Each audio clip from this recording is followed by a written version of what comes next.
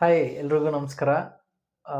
ಹೋದ ವಿಡಿಯೋಲ್ಲಿ ಬೇಸ್ ಹೆಂಗ್ ರೆಡಿ ಮಾಡ್ಕೊಂಡ್ವಿ, ಅದಕ್ಕೆ ಲೇಸರ್ ಲೆವೆಲ್ ಯೂಸ್ ಮಾಡಿ ಯಾಕೆ ಮಾರ್ಕ್ ಮಾಡಿದ್ವಿ ಅನ್ನೋದನ್ನೆಲ್ಲ ನೋಡಿದ್ವಿ. ಈ ವಿಡಿಯೋಲ್ಲಿ ಇವತ್ತೇನ್ ತೋರಿಸ್ತೀವಿ ಅಂದ್ರೆ, ಆ ಲೆವೆಲ್ ಮಾಡಿದ್ಮೇಲೆ ನೆಕ್ಸ್ಟ್ ಏನ್ ಕನ್ಸ್ಟ್ರಕ್ಷನ್ ಮಾಡ್ತಾರೆ, first layer of bricks, second layer of bricks ಹೇಗೆ ಇಡ್ತಾರೆ, ಅದು ಯಾಕೆ ಫಸ್ಟ್ 2 ಲೇಯರ್ಸ್ ಫುಲ್ ವಾಲ್ಗೆ ಇಂಪಾರ್ಟೆಂಟ್ ಅನ್ನೋದನ್ನ ಈ ವಿಡಿಯೋಲಿ ತೋರಿಸ್ತೀವಿ.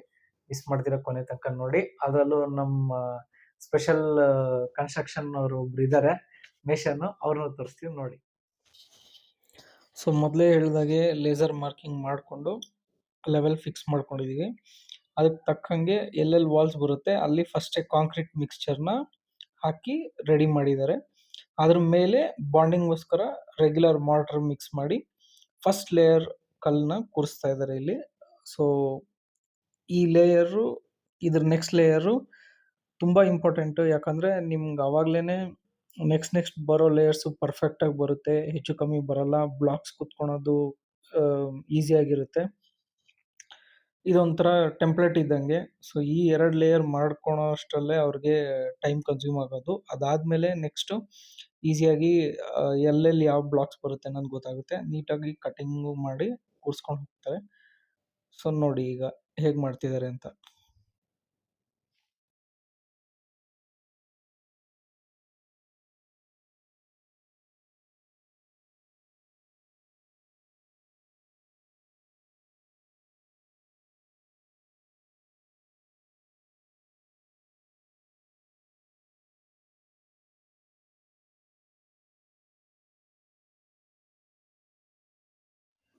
ಪ್ರತಿಯೊಂದು ಕಲ್ಲು ಮಧ್ಯನೂ ಪ್ರಾಪರ್ ಸ್ಪೇಸಿಂಗ್ ಬರೋದಕ್ಕೆ 12 ಬಾಕ್ಸ್ ರಾಡ್ ಯೂಸ್ ಮಾಡ್ತಿದ್ದಾರೆ. ಹಾಗೆ ಇದು ರಬ್ಬರ್ ಹ್ಯಾಮರ್ ಯೂಸ್ ಮಾಡ್ತಿದ್ದಾರೆ.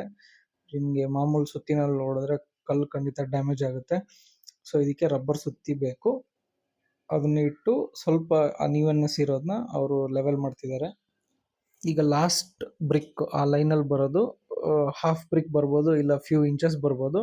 ಅದನ್ನ ಮಾರ್ಕಿಂಗ್ ಮಾಡಿಕೊಂಡು ಈ ಥರ ಮಷೀನಲ್ಲಿ ಕಟ್ ಮಾಡ್ತಾರೆ.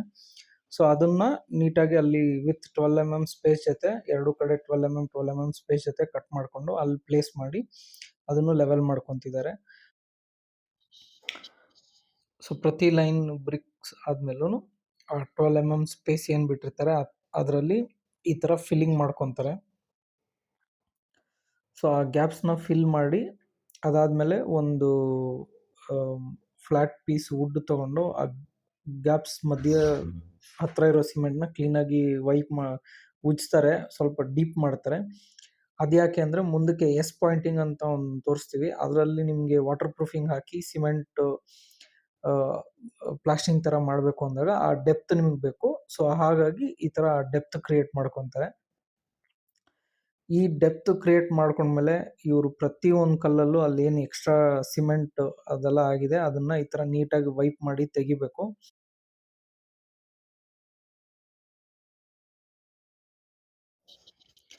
ಇವರೇ ನಾವು ಹೇಳಿದ್ದು ಸ್ಕಿಲ್ಡ್ ಲೇಬರ್. ನೋಡಿ, ಮಕ್ಕಳು ನಾವು ಎಷ್ಟೇ ಹೇಳ್ಕೊಟ್ರು ಅವ್ರು ಕಲಿಯಲ್ಲ, ಅವ್ರು ನೋಡಿ ಕಲಿಯೋದೇ ಹೆಚ್ಚು. ಇದಕ್ಕೆ ಪೇರೆಂಟ್ಸು ಅವ್ರ ಮುಂದೆ ವೆಲ್ ಬಿಹೇವ್ಡ್ ಆಗಿರ್ಬೇಕು ಅಂತ ಹೇಳೋದು. ಆಲ್ಮೋಸ್ಟ್ ಒಂದು ಫ್ಲೋರ್ ವರ್ಕು ಅವ್ನು ಪ್ರತಿದಿನ ನೋಡಿ ಅವ್ರು ಹೇಗೆ ಮಾಡ್ತಿದ್ದಾರೆ ಅನ್ನೋದನ್ನ ಅವ್ನು ನೋಡಿ ಕಲ್ತಿದ್ದಾನೆ. ನೋಡಿ ಎಷ್ಟು ಚೆನ್ನಾಗಿ ಫೀಲಿಂಗ್ ಮಾಡ್ತಾನೆ ಅಂತ.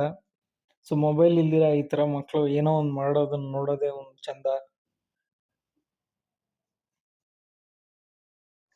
ಸೊ ಫಸ್ಟ್ ಲೇಯರ್ ಮುಗಿದು ಈಗ ಸೆಕೆಂಡ್ ಲೇಯರ್ ಸ್ಟಾರ್ಟ್ ಮಾಡಿದ್ದಾರೆ ಇಲ್ಲಿ.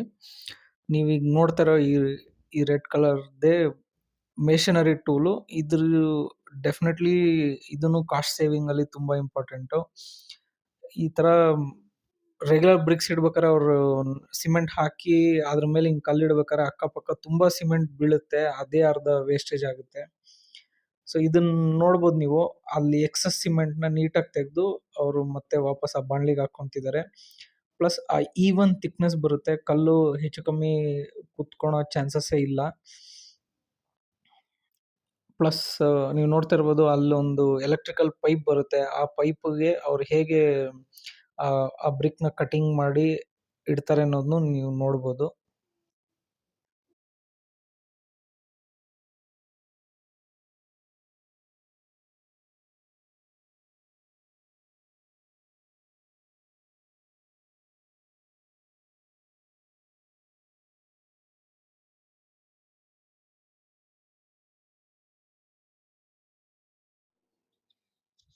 ಇದು ರೆಗ್ಯುಲರ್ ಎಲೆಕ್ಟ್ರಿಕ್ ಪೈಪ್ಗೆ ಇವ್ರು ಮಾಡೋ ಕಟಿಂಗ್ ಅಲ್ಲ, ಜಸ್ಟ್ ಒಂಚೂರು ಡಿಫ್ರೆನ್ಸ್ ಇರೋದ್ರಿಂದ ಚಿಪ್ಪಿಂಗ್ ಮಾಡಿ ಹಾಗೆ ಇಡ್ತಿದ್ದಾರೆ.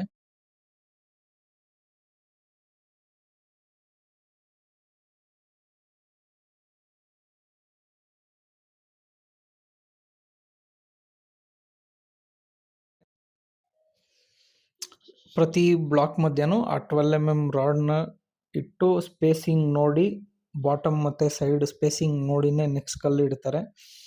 ಇದನ್ನ ಇಂಗ್ಲಿಷ್ ಜಾಯಿಂಟ್ ಅಂತಾರೆ. ಕೆಳಗಿನ ಲೈನಲ್ಲಿ ಏನು ಕಲ್ಲಿರುತ್ತೆ ಅದ್ರ ನೆಕ್ಸ್ಟ್ ಬರೋ ಲೈನು ಫುಲ್ ಬ್ರಿಕ್ ಬಂದು ಸೆಂಟ್ರಿಗೆ ಇರಬೇಕು, 2 ಬ್ರಿಕ್ ಸೆಂಟ್ರಿಗೆ ಇರಬೇಕು.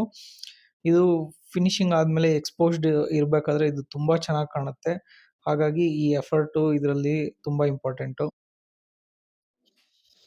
ಈಗ ಸೆಕೆಂಡ್ ಲೈನ್ ಕಂಪ್ಲೀಟ್ ಆದಮೇಲೆ ಬಾಟಮ್ ಫಸ್ಟ್ ಲೈನ್ ಏನು ಬಂದಿತ್ತು ಅದೇ ಥರ್ಡ್ ಲೈನ್ ಬರುತ್ತೆ. ಸೊ ಅದೇ ಥರ ಫೋರ್ತ್ ಲೈನ್ ಬಂದು ಸೆಕೆಂಡ್ ಲೈನ್ ರಿಪೀಟ್ ಆಗುತ್ತೆ. ಅದಕ್ಕೆ ಹೇಳಿದ್ದು ಫಸ್ಟ್ 2 ಲೈನ್ಸು ಮತ್ತು ಬೇಸ್ ಲೆವೆಲಿಂಗು ತುಂಬ ಇಂಪಾರ್ಟೆಂಟ್ ಅಂತ. ಇದಾದಮೇಲೆ ಅವ್ರಿಗೆ ಎಲ್ಲಿ ನೆಕ್ಸ್ಟ್ ಸ್ಟೋನ್ಸ್ ಬರುತ್ತೆ, ಫುಲ್ ಸ್ಟೋನ್ಸ್, ಹಾಫ್ ಸ್ಟೋನ್ಸ್ ಅನ್ನೋದು ಕರೆಕ್ಟಾಗಿ ಗೊತ್ತಿರುತ್ತೆ. ಅದೇ ಥರ ಏನೇನು ಕಟಿಂಗ್ಸ್ ಬರುತ್ತೆ ಅದನ್ನು ಅವರು ಮೊದಲೇ ಈ ಥರ ಮಾರ್ಕ್ ಮಾಡಿ 12 ಲೈನ್ಗೂ ಕಲ್ಲು ಕಟ್ ಮಾಡಿ ಇಟ್ಕೊಂಡ್ಬಿಡ್ತಾರೆ. ಅವಾಗ ಅವ್ರಿಗೆ ಕನ್ಸ್ಟ್ರಕ್ಷನ್ ಈಸಿ ಆಗುತ್ತೆ. ಬೇರೆ ಸೈಟಲ್ಲಿ ಈ ಥರ ನೀರು ಸ್ಪ್ರೇ ಮಾಡಿ ಕಟ್ ಮಾಡಲ್ಲ. ಅಕ್ಕಪಕ್ಕ ನಿಯರ್ ಬೈ ಯಾವುದೇ ಮನೆ ಇಲ್ಲ ಅಂದ್ರೂ ಜಾಸ್ತಿ ಧೂಳು ಬರಬಾರ್ದು ಅಂತೇಳಿ ಈ ಥರ ಸ್ಪ್ರೇ ಮಾಡಿ ಕಟಿಂಗ್ ಮಾಡ್ತಾ ಇರೋದು.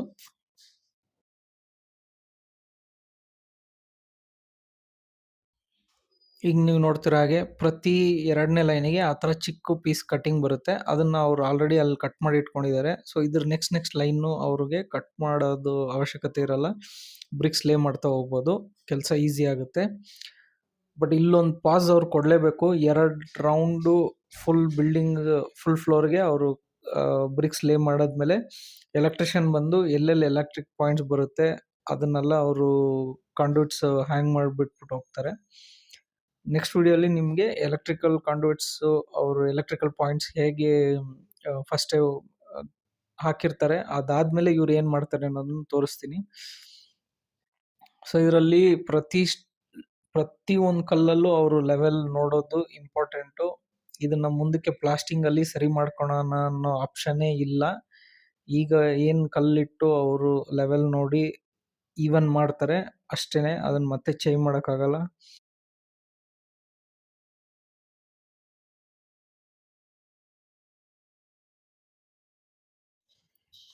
ಹೀಗೆ ಸ್ಪಿರಿಟ್ ಲೆವೆಲ್ ಯೂಸ್ ಮಾಡಿನೂ ಲೆವೆಲ್ ಚೆಕ್ ಮಾಡ್ತಾರೆ. ಇದು ಯಾಕೆ ಚೆಕ್ ಮಾಡ್ತಿದ್ದಾರೆ ಅಂದರೆ, ಕೆಲವೊಂದು ಕಲ್ಲು ಮ್ಯಾನುಫ್ಯಾಕ್ಚರ್ ಮಾಡಿ ಬೇಕಾಗಿ ಬಂದ್ರೂ ಬೇಕಿಂಗ್ ಟೈಮ್ ಒಳಗೇನೆ ಸ್ವಲ್ಪ ಸ್ಯಾಗ್ ಆಗಿರುತ್ತೆ, ಸ್ವಲ್ಪ ಹೆಚ್ಚು ಕಮ್ಮಿ ಇರುತ್ತೆ. ಅದನ್ನು ಸ್ವಲ್ಪ ಲೆವೆಲ್ ಮಾಡ್ಕೊಬೇಕು. ಇದು ವಿಂಡೋಸು, ಡೋರ್ಸು ಎಲ್ಲಿ ಬರುತ್ತೆ ಅಲ್ಲಿ ಎಡ್ಜಸ್ ಓಪನ್ ಇರುತ್ತೆ, ಎಕ್ಸ್ಪೋಸ್ಡ್ ಇರುತ್ತೆ. ಪ್ಲಸ್ ಫ್ರೇಮ್ಸ್ ಕೂರ್ಸೋಕ್ಕೆ ಒಂದು ಸಾಲಿಡ್ ಬೇಸ್ ಬೇಕು. ಅದಕ್ಕೆ ಮುಂಚೆನೇ ಫಿಲ್ ಮಾಡಿ ಇಡಿ ಅಂತ ನಾನು ರಿಕ್ವೆಸ್ಟ್ ಮಾಡಿದ್ದೆ, ಅದೇ ಥರ ಮಾಡ್ತಿದ್ದಾರೆ. ಸೊ ಪ್ರತಿಯೊಂದು ಡೋರ್ ಫ್ರೇಮ್ ಅಲ್ಲ ವಿಂಡೋ ಅಲ್ಲಿ ಎಡ್ಜಲ್ಲಿ ಬರೋ ಸ್ಟೋನ್ಗೆ ಈ ಥರ ಕಾಂಕ್ರೀಟ್ನ ಫಿಲ್ ಮಾಡಿ ಅದನ್ನು ಒಂದು ಕೋಲ್ ತಗೊಂಡು ಚುಚ್ಚಿ ಟೈಟ್ ಮಾಡಿ ಅದನ್ನ ರೆಡಿ ಮಾಡಿ ಇಟ್ಕೊಂತಿದ್ದಾರೆ. ಇದರಿಂದ ನೀವು UPVC ವಿಂಡೋಸ್ಗೆ ಸ್ಕ್ರೂ ಮಾಡಬೇಕಾದ್ರೆ, ಇಲ್ಲಾಂದರೆ ಡೋರ್ ಫ್ರೇಮ್ಸು, WPC ಫ್ರೇಮ್ಸು ಈ ವಾಲಲ್ಲಿ ಸ್ಕ್ರೂ ಮಾಡಬೇಕಾದ್ರೆ ಒಳ್ಳೆ ಸ್ಟ್ರೆಂತ್ ಇರುತ್ತೆ. ಸೊ ಅದಕ್ಕೆ ಆಮೇಲೆ ಫಿಲ್ ಮಾಡಿಸೋದಕ್ಕಿಂತ ಪ್ರೀ ಫಿಲ್ ಮಾಡಿ ಈ ಥರ ರೆಡಿ ಇಟ್ಕೊಳೋದು ಸ್ಟ್ರೆಂತು ಚೆನ್ನಾಗಿರುತ್ತೆ. ಲೈಕ್ ಮಾಡಿ.